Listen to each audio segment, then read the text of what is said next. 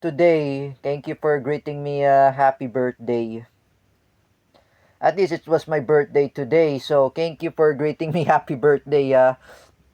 And thank you to greeting for my birthday even Shania Kiana, Kuya Lito. I met him in personal, and even I talked to her in TikTok. Not TikTok live, in WhatsApp. Alright, WhatsApp, sorry. Thank you for greeting me happy birthday. Shania Kiana, who greeted me happy birthday in, what is that? In WhatsApp. Thank you. Thank you for greeting me happy birthday to Kuya Lito, Kuya Fernan, Kuya Matthew, and especially to everyone who greeted me happy birthday. Especially to Teacher May Tiburcio and Teacher Ruti Barrientos. Thank you for greeting me happy birthday. And even the parents of Jens Manaid, I remember. Even Jens, the father of Jens Manaid, thank you for greeting me a happy birthday. And I'm saying anyone, thank you for greeting me happy birthday. I am going to be 29 years old. And I say thank you for greeting me happy birthday. Ninong Michael, thank you for greeting me happy birthday. Even to my friend Roylan Marlang, my former friend Roylan Marlang, Dan Mardayaw, Cedric Mariano, thank you for greeting me happy birthday. And even Franco Cagayat and Juan Carlo Pabale, thank you for greeting me happy birthday. Even to my parents, and I said, that's a wonderful celebration of my birthday. And I said to everyone, thank you for greetings. Even Jerick Silva, thank you for greeting me happy birthday.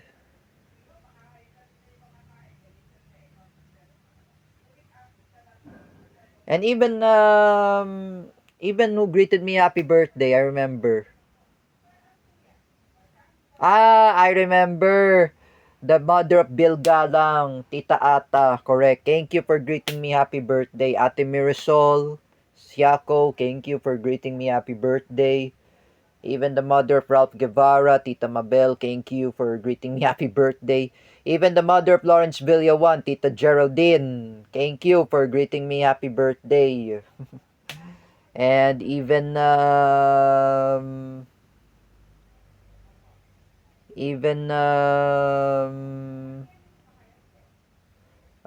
who greeted me happy birthday? Tita Lala, the mother of Louis Texon, thank you for greeting me happy birthday.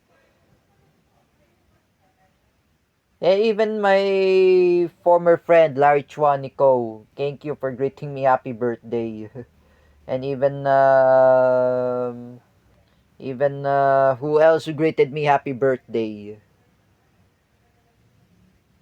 I remember my former friend Felix Sabines, Wawel Romero, even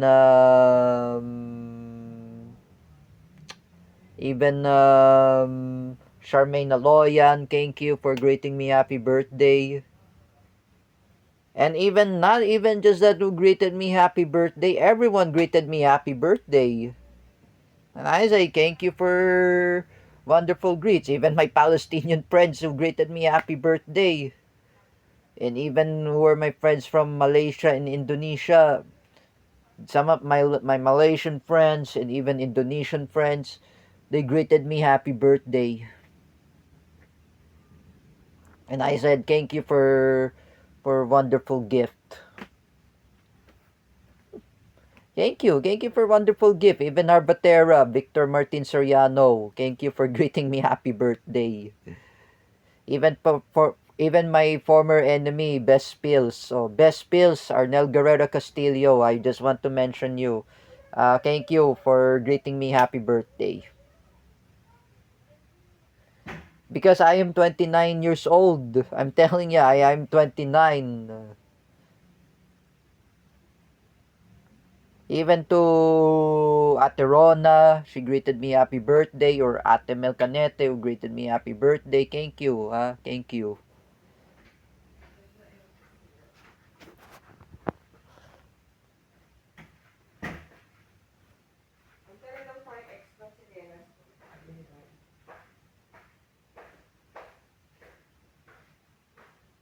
Especially everyone can celebrate my birthday. I got my pizza. Oh, Mark Cruz will be jealous because I am 29 years old. For me, my birthday wish anyway. I will never make fake account in Facebook. Even Ate Ron, even Ate Dina. I'm sorry. I'm just saying Ate Dina or Teacher May. I will never do that again, and I hope it will never happen again. Because I always to be quiet in social media. Um, I always to be. What is it? Wait, wait, hold on.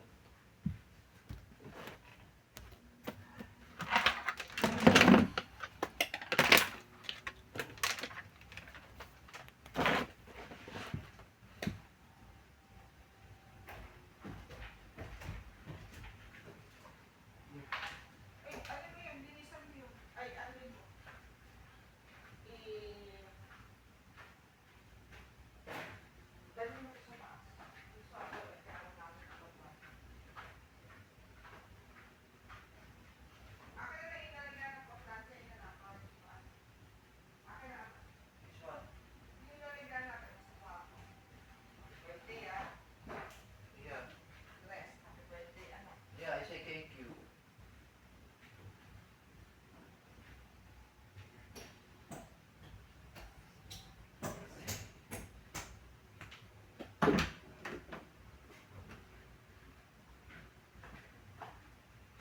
There's lots of clothes. Akin na lang.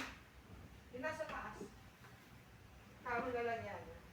There's no vacant. Yan. Yan na. Look. Ano dahil? Oh. Ito na lang lagay. Happy ba? No vacant.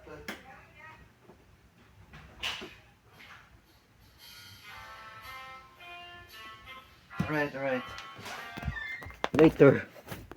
Yeah, at least everyone greeted me happy birthday. Oh, at least I never want to get in trouble. I don't want to imitate attitude of Mark Cruz. I don't want to say bad words also. For me, I don't want. I imitate only is Juan Carlo Pabale because Juan Carlo Pabale is a good friend. Oh, he doesn't want to get in trouble. That is a wake up call that I said before, and I don't want to get in trouble. As for me, like I said before, I don't want to create a fake account in Facebook. Even Teacher May or Ate Dina.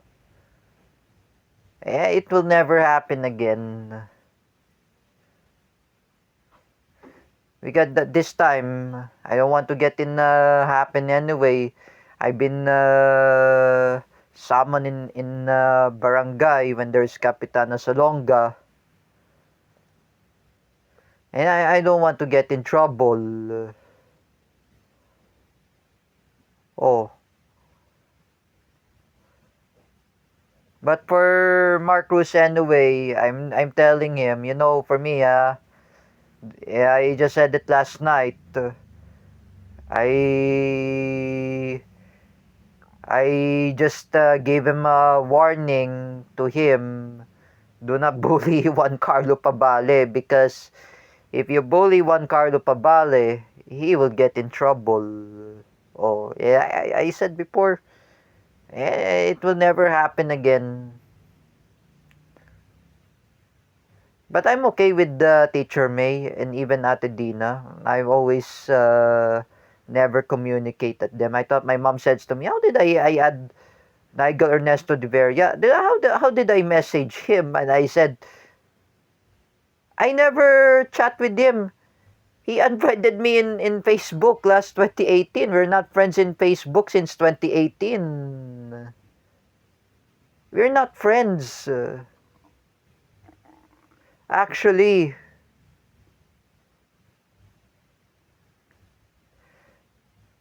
because at some point I remind Nigel Ernesto de Veria, don't listen to Mark Cruz because you will get you in trouble. Because you will be a troublemaker too. I don't want to get in trouble too. Oh. At the time, I never messaged Nigel Ernesto de Veria. I never talked to him. I never bother him.